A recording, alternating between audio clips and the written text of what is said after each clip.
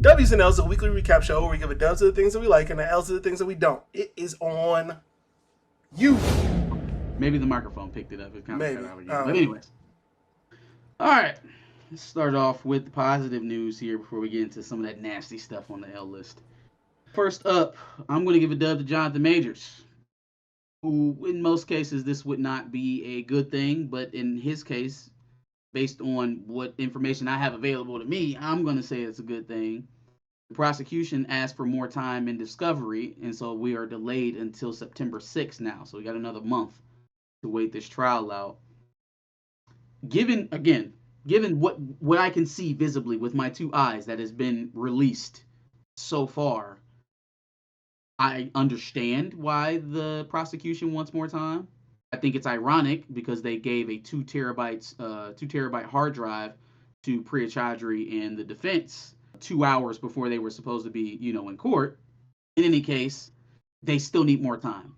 So they handed her a 2 terabyte storage hard drive, 2 terabyte hard drive of discovery material a couple hours before the case, before the trial date, and they still need more time.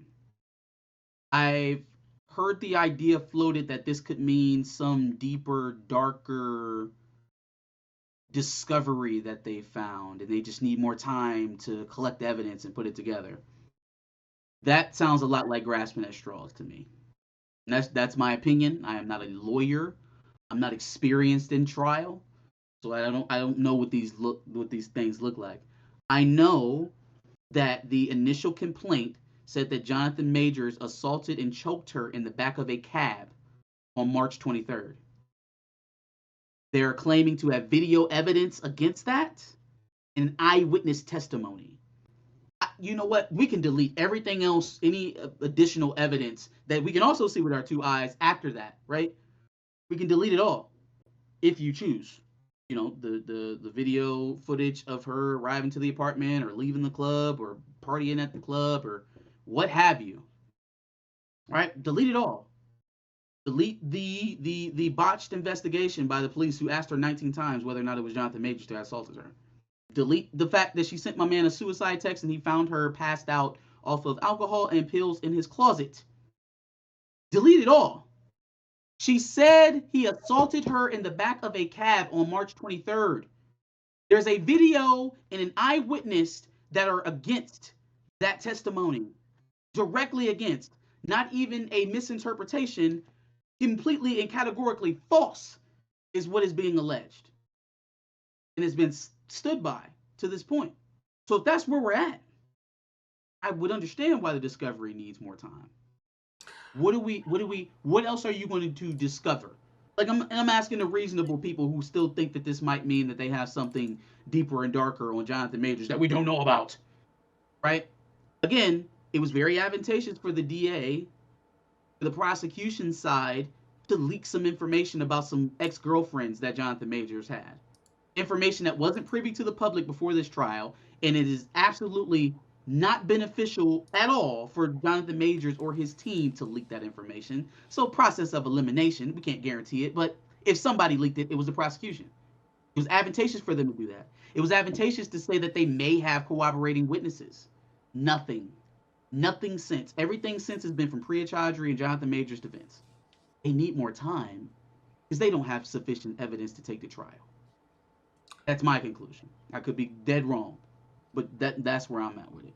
I got a question. So, okay, the evidence, the 2 terabytes of evidence came from Jonathan Majors' lawyers, correct? Or did it come from... They got the prosecution's discovery. So everybody collects evidence, and we're supposed to submit that stuff prior to trial so that we can review. So then the Chaudhry is saying that they got the information from the prosecution side, the stuff that they discovered, 2 hours before the trial was supposed to start. Got it. So then the prosecution already had 2 terabytes worth of evidence. Of so-called evidence, and said that they need more time. Okay, I'm just putting this into perspective for our viewers. We just recorded a video on Discord that was about 45 minutes, and it's only 3 gigabytes. Obviously, most of it is videos, but you've got documents, testimonies, and shit like that. Like, you've got a lot of shit already. you clearly don't have a case. If you can't Like, comb through all of that. yeah, don't tell me you need more. That's telling me you don't have. Like, listen, I know words. I may not know the law. I may not know trial law. I know words. I know what discovery means. I know how much a terabyte of storage is. I know it's probably not best practice to give somebody something they're supposed to review that's that much information 2 hours before they're supposed to do something with it. Sounds pretty strategic to me. Sounds like you're trying to force an outcome to me. But again, I'm a layman and I'm just digesting information as I see it. But damn, if you had a whole film 10 times over worth of information on a man already, you would think, since you were the one who brought the case 5 months ago or whenever this happened, when were we in August? 5 months. So you've had 5 months to build a case and you still don't have it? And this trial has already been delayed. This is the second time it's been delayed. You had an extension from the original trial date to get here, and you still don't have it. That's where I'm at with it. Let me give a dub out to Victor Dandridge and his daughter from Vantage In-House Comics. I picked up this beauty from them and a couple digital vouchers for some other books that they are working on right now. The Samaritan, if anybody's reading that right now, he's the creator of that. And yeah, man, it was just they were doing a book signing. Nice vibe. Thought I spent some money with him. It was a good experience. Good guy, good artwork. His daughter is actually a feature artist and one of the stories in this book. So be looking out for her, for sure. But this is it was definitely dope. Shout him out on Twitter. Appreciate everybody that reacted with that post. I It did some good for me. I think there is something to be said about, especially in the social media era that we live in, that there is, I don't know if it's just something so wholesome about it, or just it's always good to just be see somebody and actually tangibly be there with them. But Oh there's yeah. something to be said about being in person with a creator, or in person with a person that you enjoy their work.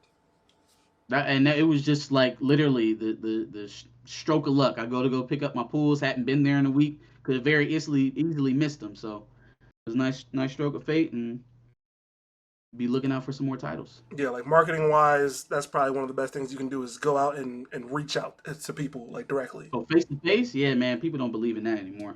Yeah. They'd rather go for volume and spam call you than actually interact with people face to face. Facts. Facts. So if anybody wants to come to Columbus and have a beer and watch some college football, Let's do it. All right, on to my L list here. First one coming up is Miss Lizzo. Just took a DNA test. Turns out she's a horrible boss.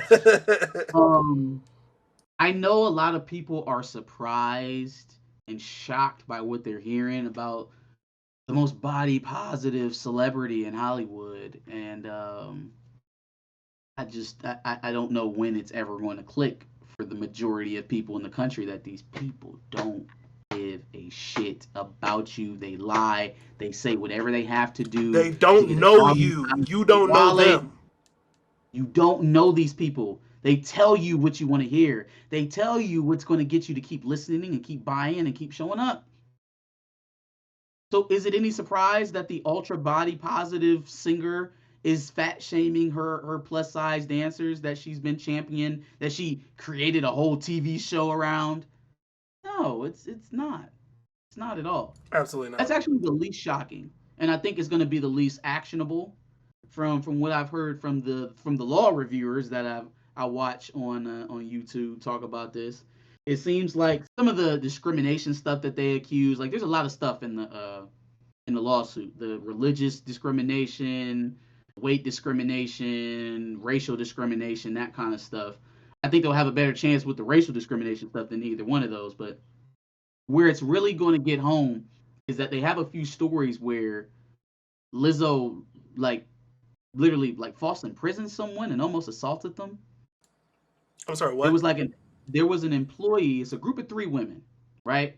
One of the women got fired, kind of like in a very public, unprofessional way.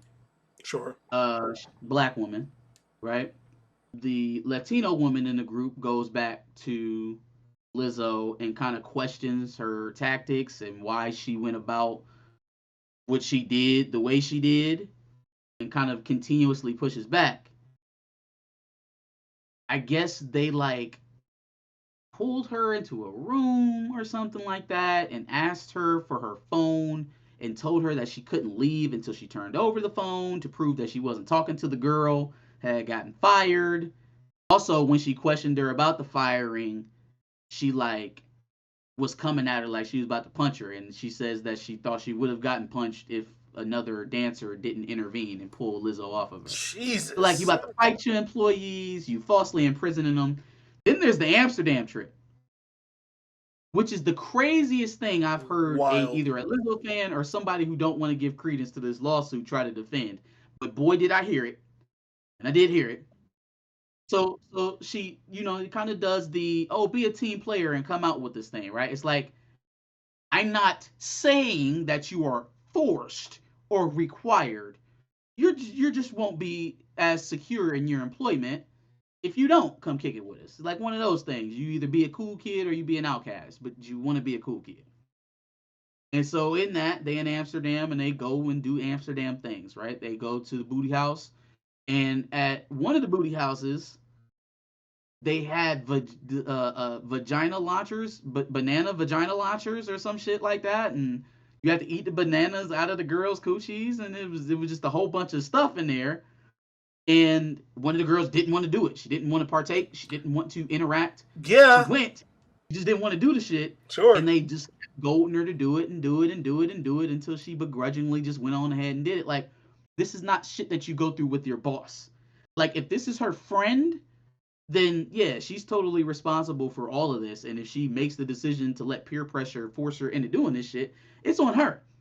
It's a completely different dynamic when the person making your livelihood or giving it to you is asking you to do it. That's a whole nother level of pressure. Absolutely. It's not really fair for her to put people in that position and then try to fight them when she questions it. That's nuts. Yeah. All the rest of the stuff, the calling names, the questioning of the weight, it's gonna get hard to prove that kind of stuff in court. Like, you are a dancer, you do stuff physical. Are you supposed to, be at this weight? Are you able to do your job effectively at this weight? Those are reasonable questions for an employer to ask you. Where it hurts her is that it is completely off brand. Completely Way off off. brand It's for me. literally the opposite of her brand. Like, if that's who you are, you can't be who you are in the public. How does that work? Yeah, man, bunch of nasty business. I'm gonna throw this out there as well. It's something I saw on Twitter. I don't know if it's true, so I'm just giving that disclaimer now. It could totally be fake. It could be rumors. But I went to this. I saw this tweet, and it was two of the dancers on TMZ answering questions and whatnot, and somebody had retweeted it and said something along the lines of, "Oh, Lizzo is definitely winning this lawsuit. This shit is nonsense, right?" And so I watched the video, and I'm like, there was nothing about that seemed like That's nonsense. nonsense. Yeah, like, what did they say that's nonsense? The only thing that I think is questionable is not questionable because I think it didn't happen. I think it's questionable because it's going to get hard to prove in court, Sure. right? The racial discrimination thing. So I think the girl's name was Davis, her last name, and so Ariana Davis. Or Ariana she Davis. gets she gets questioned by Lizzo about her attitude, right? And it's a criticism that hasn't been levied to any of the other dancers that aren't black. And on the face, that's like, okay, well, I mean, even still, it's not necessarily a smoking gun until the Latino girl goes and asks Lizzo about it after Davis's firing, and Lizzo responds back to her and says, "Well, we've never had a problem with you." Seemingly confirming what the thought was, is that you only have a problem with the black people that you've criticized so far, Which is and not crazy. the other people. Yeah. Again, body positive, black, female, progressive music artist. Literally the opposite. Very off brand. Very off brand. Could cost her money in endorsements if she doesn't fight it. She's really caught in a weird place. She's caught in between, I should just pay these people off and make this go away, but if I pay, I might take more damage than the actual monetary money that I'm paying out for the settlement, because that's the brand confirming stuff. Yeah. But if I go to trial and I fight it, more might come out and it could even be worse. So she's really in a weird spot with all of this. Okay, so I saw that retweet. I saw somebody retweet that and says, this is the tweet, this whole tweet. Not Lizzo paying the gays to clear her name. I literally got I literally got asked to do a tweet about this same tweet this morning. And then What? they put a DM that it has the TMZ tweet, and then underneath it there's a DM that says, "Would you be down to run a quote tweet of this tweet saying something like Lizzo is winning the lawsuit. The mood for this campaign is to give Lizzo a positive light." And then they sent the TMZ First tweet. of all, we know bots exist. We know people are taking little amounts of cash to shill online. That's a thing. We know that. But damn, if you get caught, what type of rookie shit is this? Disclaimer Boy, you again. gotta go in advantage mode. I don't know if it's 100% true, but that looks Man, if pretty you fucking don't do that damning. type of communicating on Twitter, that shit don't go away. Facts. Oh Facts. man, that's crazy. That is crazy, bruh. Yeah. That is crazy. Real crack team over there that they've got. Yeah, can you retweet this and say some bullshit? Because we need some good PR over here. No, that's Oh your my job. God. That's your fucking job. But I mean, it's also something that's clearly indefensible. Like it's not much debate around whether or not the things she's being accused of are right or wrong. Yeah. So they have to go with the idea that it's a lie and it's frivolous. Even though she didn't really say that in her statement. Her statement was is that, well, these people already said that they were fired. So okay, are you categorically denying them? Like I do think she denies them up front, but then she tries to kind of put the onus back on them being disgruntled employees as opposed to talking about what actually happened in some of these instances, clarifying. Like I don't know, it wasn't the strongest response, but so off the heels of Lizzo kind of facing her meeting her maker or facing her music, there was a certain ex sketch comedy comedian who just kind of regulars Vlad now is his only form of content, who took joy in the downfall or the perceived downfall of Lizzo this week, and that was one Aries Spears. Well, of course he did. Maybe him and comedy hype and everybody else who hopped in his lame ass response to this, smoking a cigar and shit, listening to Jay-Z. We literally just came off of watching you touch a little boy drenched in baby oil for a comedy skit. How about you shut the fuck up and go back under that rock you was under? You're taking joy in somebody getting sued? Bitch, if it wasn't for Tiffany Haddish handling this shit with her friend, you'd be chasing criminal charges. So how about you shut up and mind your business, fam? Because regardless of what happened to her, she ain't no child molester. She ain't no kitty diddler. You sick bastard. What right do you think you have to come out and talk about somebody else's downfall? You are a child molester. You are a child abuser. You think it's safe to come back outside because Lizzo is facing heat? Lizzo don't touch no kids. All her shit that she doing is against adults. And nothing criminal yet, at least. But Yeah. you over here, Jared from Subway. But Jared from Subway for comedy purposes. Sorry, bro. I never thought touching little boys was funny, so that's just not my thing. But maybe you should focus on the controversy that'll keep you from getting any work in Hollywood or stand up or wherever. Maybe you should focus on that for a second. The nerve of a nigga who's been losing this entire time to come out the woodwork and say, "Oh, you lost one." Like waiting on it, like just waiting on that. Like if Lizzo would have stubbed her toe in public, he'd have been smoking that cigar playing Jay-Z. Because Lord knows he needed the win. And I am not on Lizzo's side for this lawsuit at all. I'm not. You're I'm not just on not about to his. let you slide back into it and try to ride this wave back to prominence like you wasn't rubbing down a little boy with baby oil on a video for comedy. Sick fuck. AOC, getting an L from me. AOC is getting an L from me because in that workup, and then there was a bunch of people. There were some sources that were quoted, some sources that weren't. Jeff Weaver, Bernie's like top 8 since like the 80s, kind of has something to say about it. And the general idea is that, oh yeah, we love Cornell, but it's not serious, and I don't really know what he's doing, and he should back out, and blah blah blah blah blah blah blah. But the last person I expected to hear come down on Cornell West or try to speak to his detriment would be AOC. Although I probably should have expected it, because just as politicians go, eventually they will wear you down and you'll become part of the centrist mess that is our Congress. Um,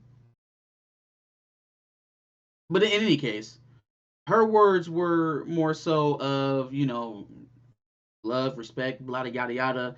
But I think if we're just talking about the potential of, another Trump presidency, we really have to work to solidify President Biden's run and so he can beat Trump. I'm like, yo, I'm so disappointed in you for multiple reasons. Number one, you have become moderate centrist like garbage. You are of no use to the American people anymore, and that is sad. That is soul crushing to watch the bartender who made it all the way to the halls of Congress become Pelosi, become a young Pelosi clone, In seemingly record time. double speaking, supporting the establishment. Like, is Justice Democrats even a thing anymore? Is it a thing? Is the Progressive Caucus alive? Like, has the Progressive Caucus become as useless as a moniker as the Black Caucus in Congress? Like, I mean, honestly, is it literally just for show, just to say that you have maybe a dissenting opinion here or there? Like, man, this is sad. And then on top of that, you're not even doing it well. You're going back to the Trump well. The Trump well, really? We're gonna fearmonger people into voting Joe Biden. That's not gonna happen, man. It's not going to happen. But you know what? One thing she did do for me is pick a presidential candidate for me in 2024. She helped me find a presidential candidate. I was worried about Cornel West. I obviously respect him a lot as an intellectual, as an educator. I had some questions about what exactly he would fight for running under the Green Party, what necessarily he was going to support and center. Reparations seems to be at the top of the list. Everything else, fiscally, socially, economically, I match up with Cornel West in his viewpoint. I was worried on how he was going to center black issues. A lot of black people get into the position he's in and pivot to low income values or middle class values in general to try and bring in that rainbow coalition. It's few people who are willing to stand on their morals of fighting for black people, and that kind of actively fixing the fissures that we have in our community at large, right, in America, whether that be financial deficits or social ills, letting that be the catalyst for that type of enlightenment or advancement. They bury it. They do what Obama thing they did. Oh well, white people gonna be too angry, so we can't do shit for black folks, right? We gotta focus on healthcare because that helps black folks, and it does, but not directly, not in the way materially that needs to happen. Cornel West is fighting for that. And he's fighting for it so much that he has the Democrats' panties in a bunch because they're scared that he's going to pull some of that vote away. I hope he does. I hope he get to 10%, at least. Do I think Cornel West is going to win the presidency? Nah. Can Cornel West get enough of that vote to scare Biden so that Biden has to concede something to him to get him to delegate his votes to him? The same way he rounded up the Obama gang and bitched out Kamala Harris and Amy Klobuchar and Pete Buttigieg and Cory Booker, all people who were dog walking Joe Biden at that point, kicking his fucking teeth in. At the debates, in the polls, Joe Biden hadn't won a single contest before South Carolina. They were skull dragging the old guy. They were killing him. You know what happened? Someone who had more leverage than all of them came down on them and told them what they were going to do, right? To earn positions in the cabinet. Nobody had the balls to see it through and actually run and try to win, but they all got offers for certain things, and you see how it played out. You see how involved A.B. Klobuchar is involved with the administration. Pete Buttigieg is the transportation secretary. Kamala Harris is the vice president. Everything worked out the way it was supposed to. They got out so to get a piece of pie. So now, if you want Cornel West out, give him a piece of the pie. I think Cornel West's piece of the pie is going to be something for black people. I trust that, even though you can't fully trust it because stuff happens and money is money and power is power. But I trust that infinitely more than Joe Biden doing shit for black folks in the time he has left on this earth. Damn, AOC, it's sad to see you turn into the shit that you fought against to even get in there in the first place. That's what's so ironic, is that you beat a Joe Crowley, you beat a moderate establishment hack whose votes were up for sale. And it doesn't matter if you feel like you're doing it strategically. If you're voting against your morals and your interest or the collective, you're not doing anything different than the people who are taking lobbyist money. You're not doing it any better. It's not a better reason. It shouldn't make you feel better at night. Toss and turn in the bed just like the evil cretins who do all the evil up there as well, because you're part of it. All right, Jeff Teague, I'm gonna get my last L for this horrendous soundbite or this horrendous quote that he gave. Rings don't matter to me. When I go to the park, I see a little kid playing like Harden. I don't really see kids playing like D Wade. And that's a quote that he gave to Complex Sports. All right. So before I give my response to that, I just want to break down the logic here. Rings don't matter. Kids play like Harden on the playground and not like D Wade, i.e., Harden is more successful or better than D Wade because kids emulate him, and D Wade only won championships back in like the mid 2000s, the mid 2000 teens, right? So, none of the kids really recognized him or didn't watch him, so, you know, he's not relevant. James Harden is relevant. Tip of the cap to Jeff Teague for the most dog shit basketball take of the year, trying to compare James Harden and D Wade. Number one. Also, the reasoning. So because kids emulate something that makes the player better or more important or more successful, I don't really get it. Because I mean, I'll shoot half court shots all the time at the park. That doesn't mean that Steph Curry is better than everybody else in the league. He's better than everybody else in the league because he's the only unanimous MVP ever. Because he hit 400 threes in a season 2 times. Right? Not because kids emulate him on the court. Like, he could have said a million things about James Harden that wasn't, kids play like him on the basketball court. So that's more important. Yeah, I think it's weird that a lot of these kids these days idolize PG so much. There's a lot of them. You know what it is. You know exactly what it is, and I'll explain it to you. It's what I said in the response to the tweet in the retweet. But there's this generation of kids that came up that watched Kobe, watched the tail end of Jordan, or at least knew his legacy, right? And then they seen LeBron, right? Kobe was a different animal. This dude back here, him, completely different beast. He's in the gym when he's not supposed to be. He's the last one out. He's doing ridiculous things. He's shooting thousands of the same shot every single day. When everybody else is going to the club, he's going back to the gym for another workout. When they going on vacations, he's going to Germany to get his blood platelets spun in his knees. Like, him and Jordan had a level of dedication to winning that was almost insanity. But it is why they were so successful in hunting championships. Was the mentality to chase it with everything in them. Right? And so I think the more and more that they begin to realize, like as some of those that generation is making it to the NBA, just how unobtainable that level of commitment is for most people. You got families, you got millions of dollars to spend. You know what I'm saying? There's no shortage of women around and cars and jewelry, and there's all this different type of stuff. And you don't think that you really hurting yourself or bringing yourself down by indulging a little bit. But he didn't indulge at all. He ain't indulging shit. He just didn't do it at all. He completely cut it out of his life in lieu for practice. And it's what made him one of the most cerebral players ever. You, Jeff Teague, don't get to discredit that because you can't do it. Like, I want to hear Kevin Durant tell me that rings don't matter. I want to hear Giannis got some fixing to do in his language too. But I don't even think Giannis would tell you that rings don't matter.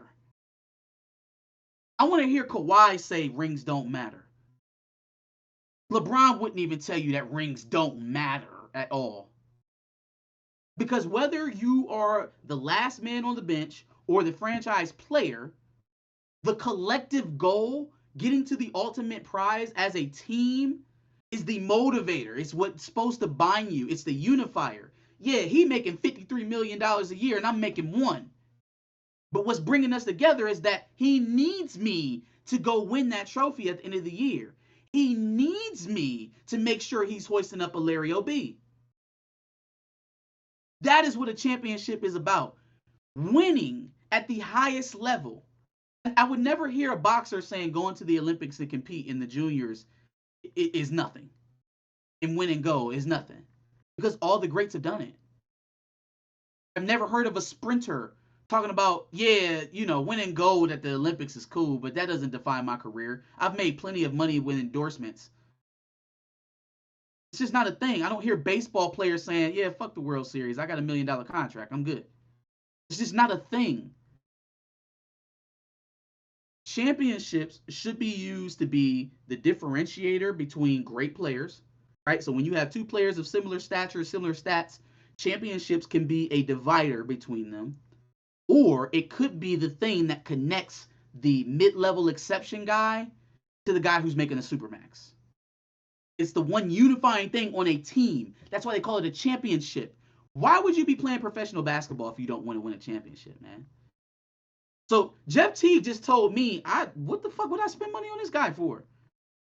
Unless I'm rebuilding or just trying to fill a spot, no team hunting a championship would want to add a guy like Jeff Teague. Not because he's not talented, because his mentality is fucked. Because he thinks, I'll just go out here and play basketball and make money, and nothing else matters. If I fall short of a goal, that's fine, because it is what it is. Well, arguably, that's probably why Jeff Teague hasn't gotten anywhere anyway. Well, that's why he's podcasting now, isn't it? Well, he's got the... It's easy not to care about... It's easy not to care about rings when there's no prospect of you winning a ring. He's got the JBP of basketball. It's okay. Like, catch me a top 10 player that doesn't care about rings. Give me a top 10 player either currently or top 10 that don't give a shit about championships, and that's fine. But all the people that you're telling me that are greats, Kareem, Magic, Bird, Hakeem, Reggie, Steph, LeBron, Kobe, Michael, Bill, Wilt chased the championship for a decade versus the same player and only came away with one. You think Wilt Chamberlain didn't give a shit about the 9 matchups that he lost to Bill Russell? Jerry West laid in anguish for years over not winning a championship. Then he finally got it and he couldn't make himself happy. Jerry West would tell you that championships don't fucking matter. But I guess all the greatest players of this game are wrong. And then the guys who could stay in the league for maybe 6 or 7 years and now are podcasting like Joe Budden, since you say it's like that, that's the way it is. All right, last thing. It's a toss-up. We'll go through it real quick. I'm sure everybody knows about it already. I had a PS5 giveaway at Union Square in New York. Things got a little bit rowdy. Obviously, he's a very popular guy. It drew a lot of people out there. There wasn't very much set up for crowd control or how the stuff was going to be handed out, or there's no activities for anybody to do, no vendors and shit like that. Like, if you're going to do something like that, you need to culminate an event. You're too big for a link up, fam. You're too big for a pop up. Now that's a mistake, right? And he's young, man. I think he's 21, something like that, 21, 22. He's not Somewhere that on old. that. Plus, it's really hard to gauge how many fans you actually have when you're behind a computer all the time. Well, sure, but he also has millions of followers, though. But to He has millions of visualize followers. that without, like a rapper, for example, can see it every night they go out and perform. He is in front of the computer all the time, which he should still know. He should still know. There. I mean, he should still know, but he's also young, like you said. I mean, if you can pull 25,000 people on a stream to watch you on a computer, how many people do you think you're going to get to come out to take a free PlayStation? Facts.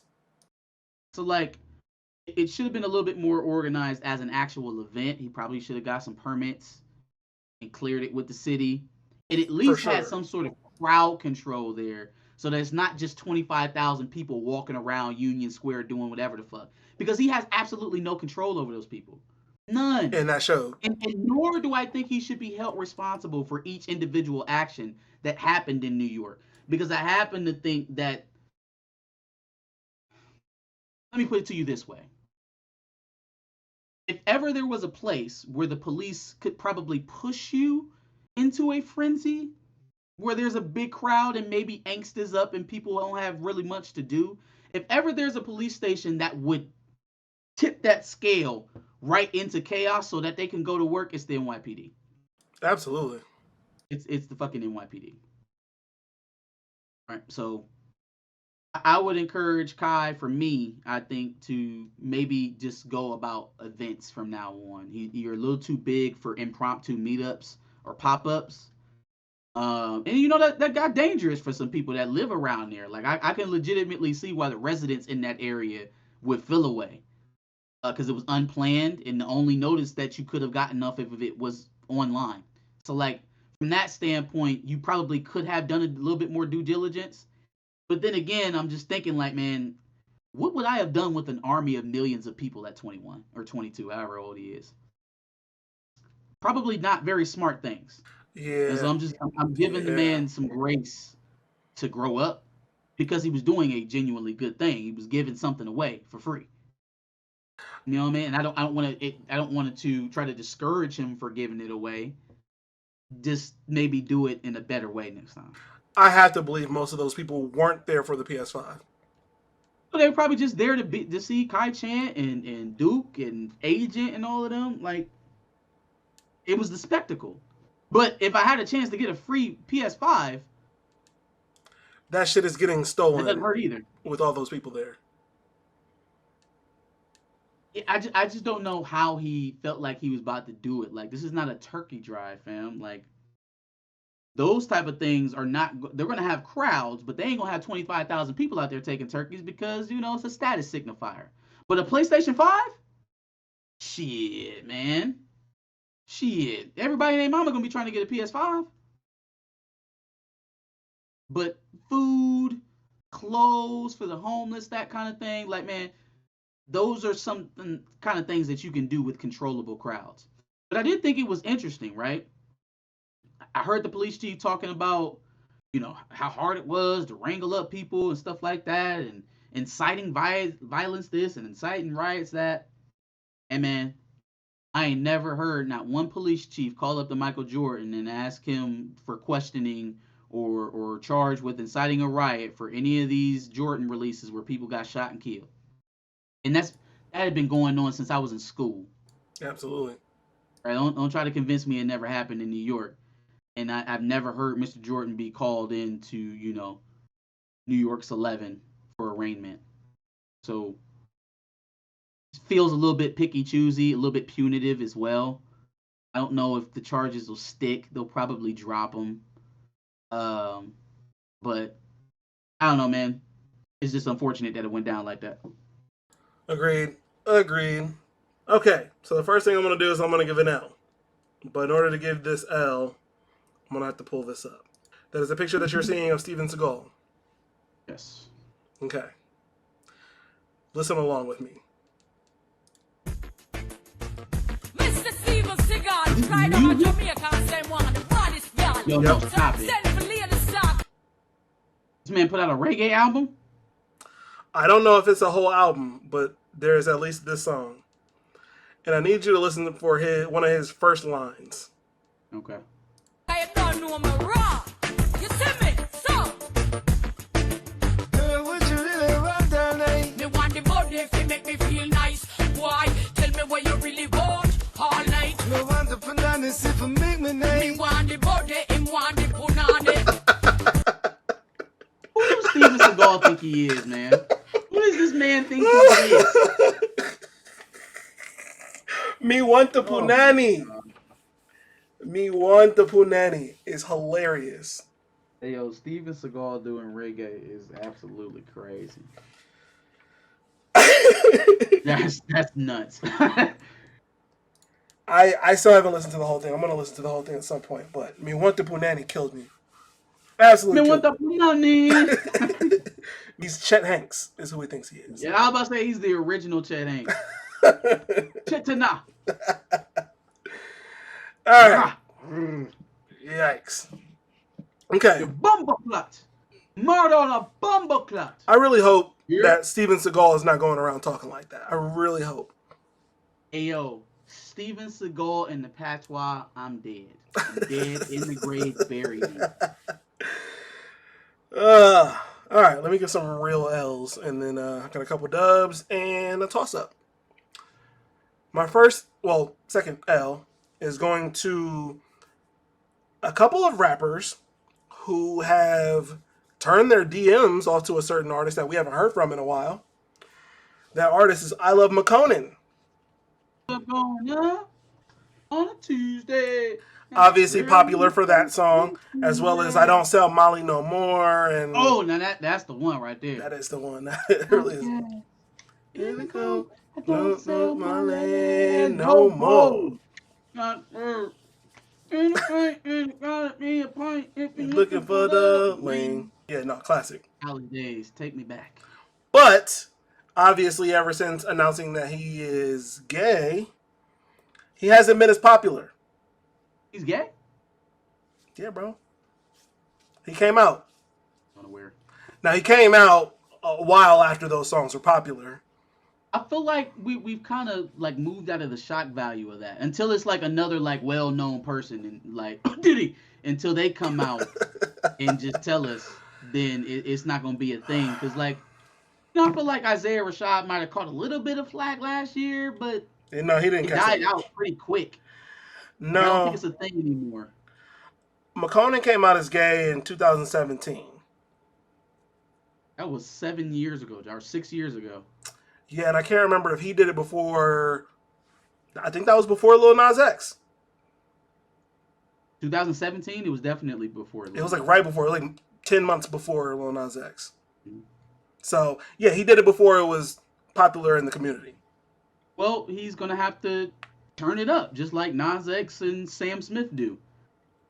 Well, here's the thing. Okay. Sam Smith is a lot crazier than Lil Nas X. At least Lil Nas X kind of came in like that. Yeah.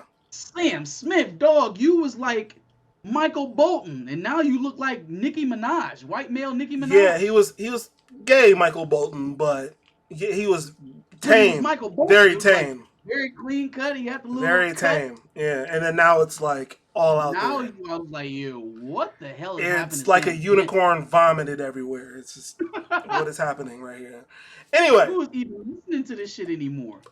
He got sued by Marvin Gaye and just fell down a bunch of steps. Anyway. Into a rainbow. So I Love McConan was relatively unpopular for a while, right? It was the I Don't Sell Molly No More Tuesday phase, largely unpopular for a few years.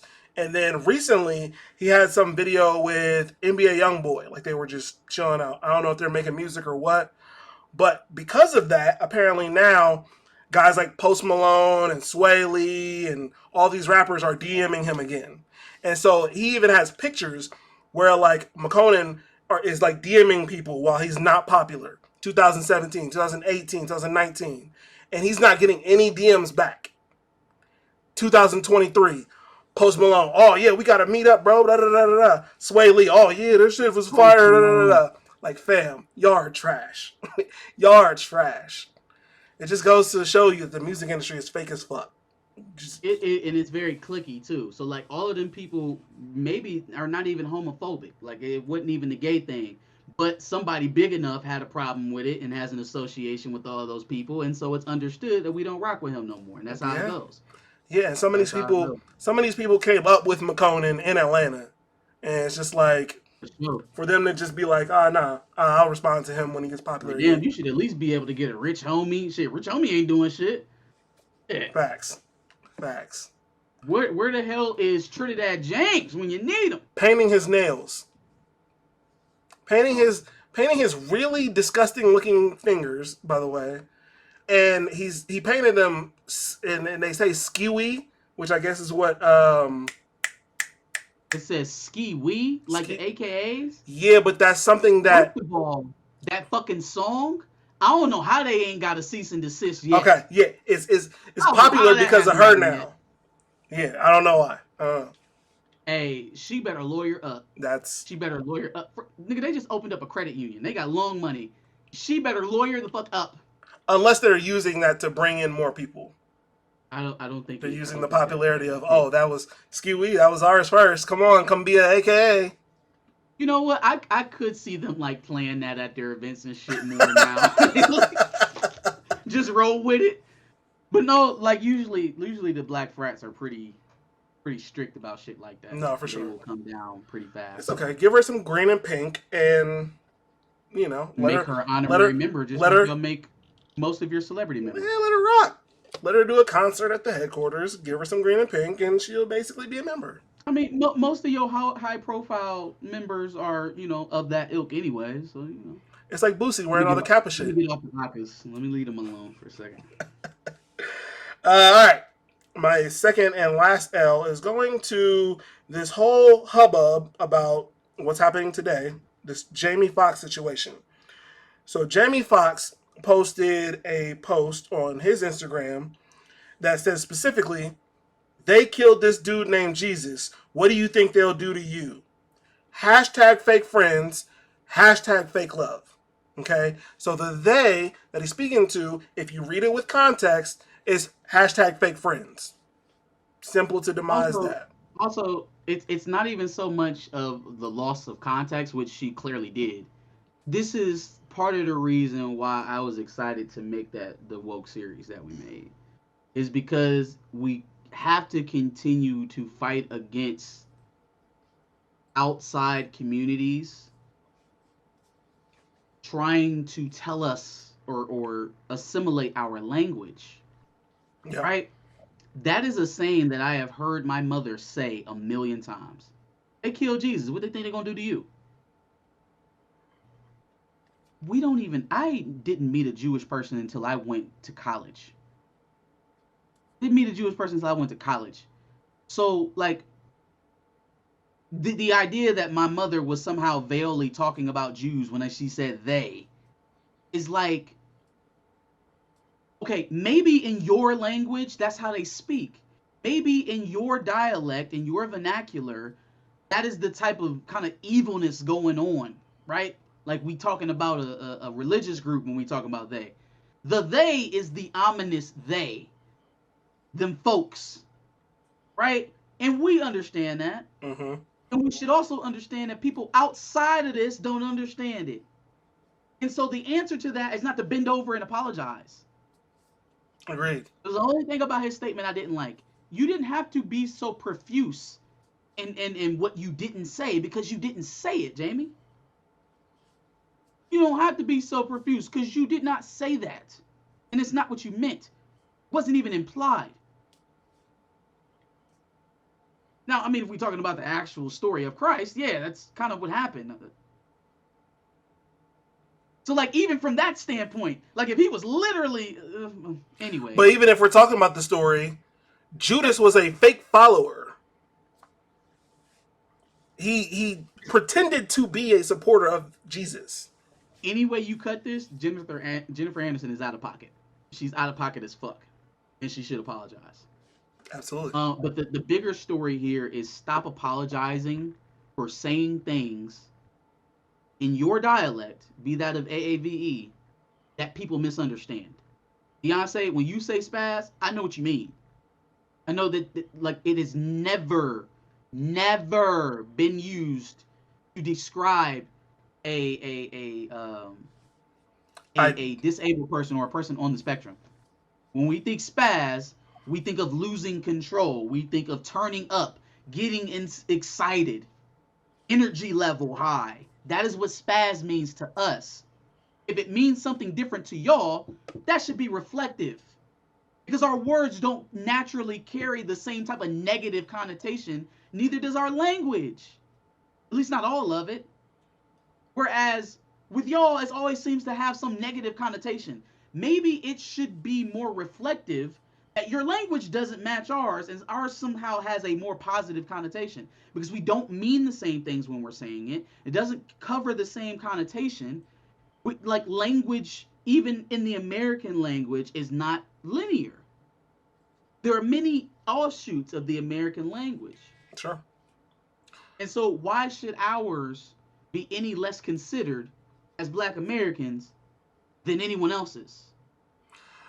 The Beyonce situation that you just gave an example with is even more that way because it's art made by us for us, and you are here as a guest. Yes. So Trying to mayonnaise explain why spaz is offensive. So then if it's offensive to you, and in your dialect it is offensive in the context that you use it in and the people in your community use it in, then maybe you shouldn't use it. But as far as I know, one of the most offensive words for gay people in this country is a pack of cigarettes over in London. So what are we talking about here? Should we cancel London? Let's cancel London. They're anti-LGBTQ. They're homophobic. Cancel all of London. one of my dubs. First dub. I just want to say that on this podcast, we have talked about NIL a lot, right? A lot of negative things have been said, some positive things for sure, but a lot of negative things about how NIL is impacting college football and things of that nature. So it is an absolute great thing when NIL does something positive. And especially when it does something positive within the organization that I like to view, the Ohio State Buckeyes. Marvin Harrison Jr.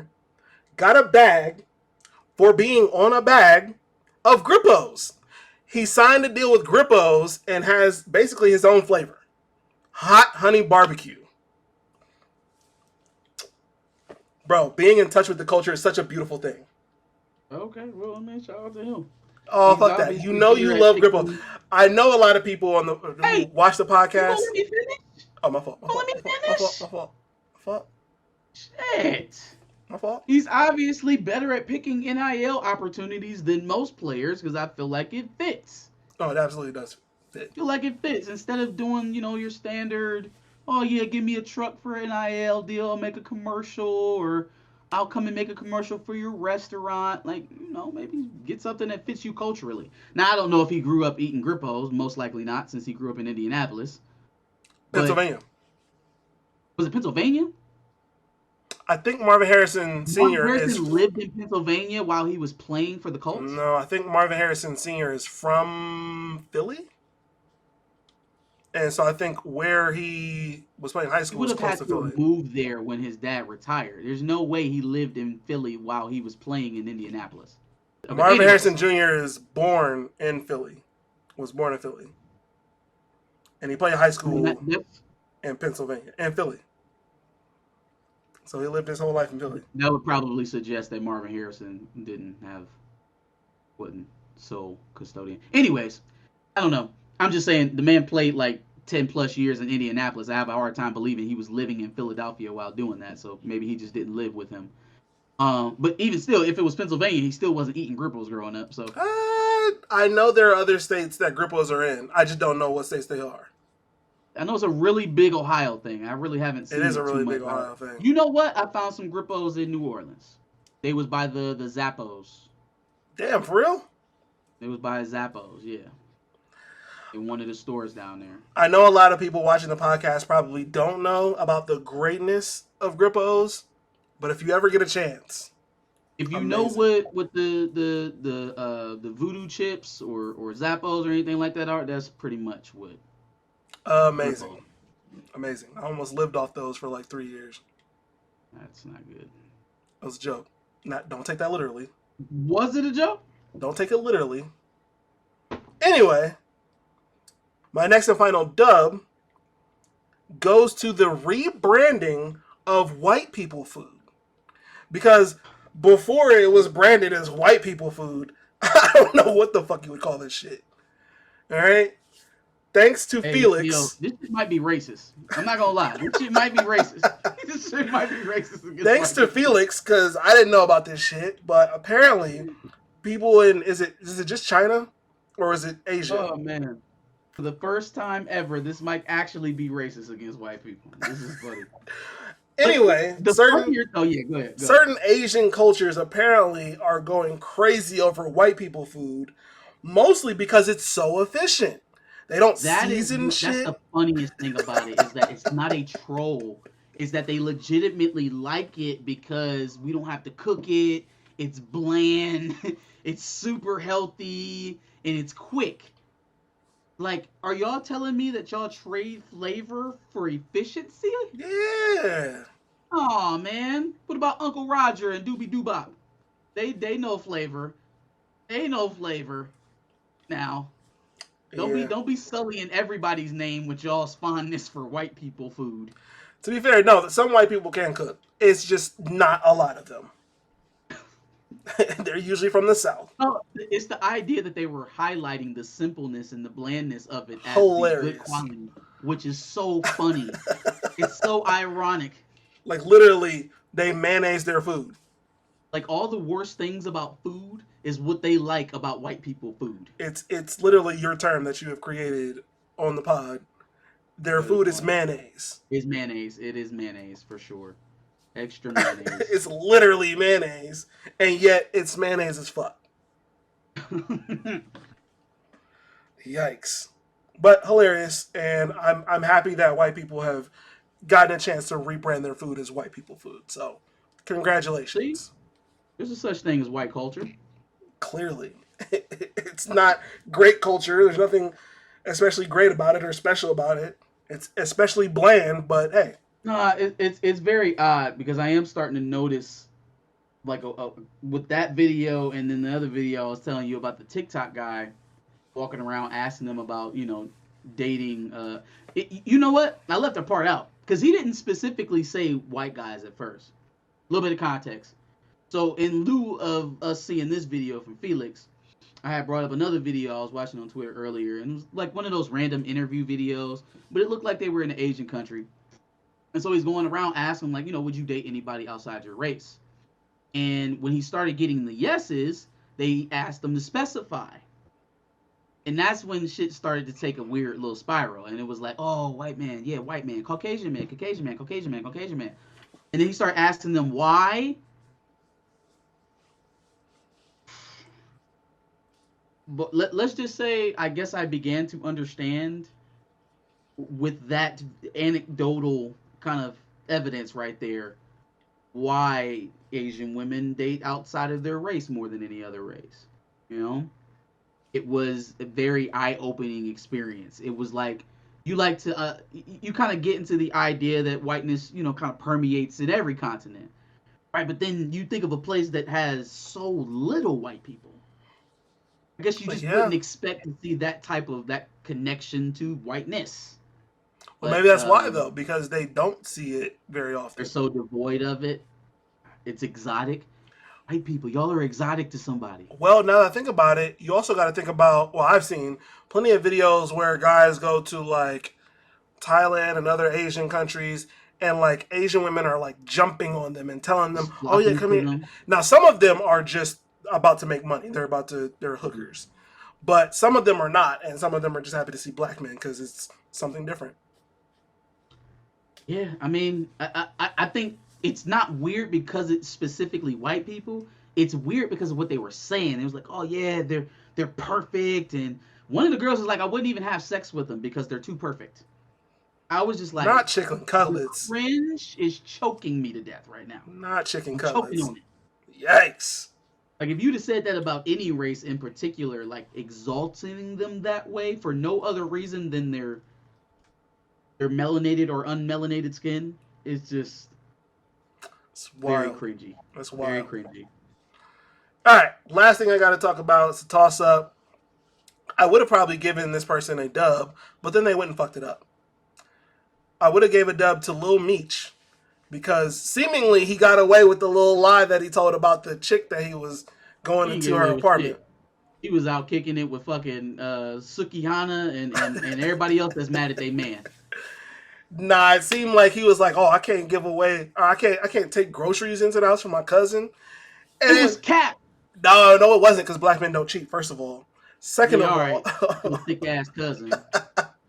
second of all, even if that was cap, everybody just let it blow over until Summer Walker decided to have hot girl summer everywhere and start spreading her legs every fucking where whatever club she was at. And now it seems like he just might lose his shit if he hasn't already. So I mean, it's probably over with, but like if she doing that type of stuff, like oh I'm out with my single girlfriends type shit, then yeah, it's over with. It's done. You might as well chalk that. and so I thought it was City Boys up one, and then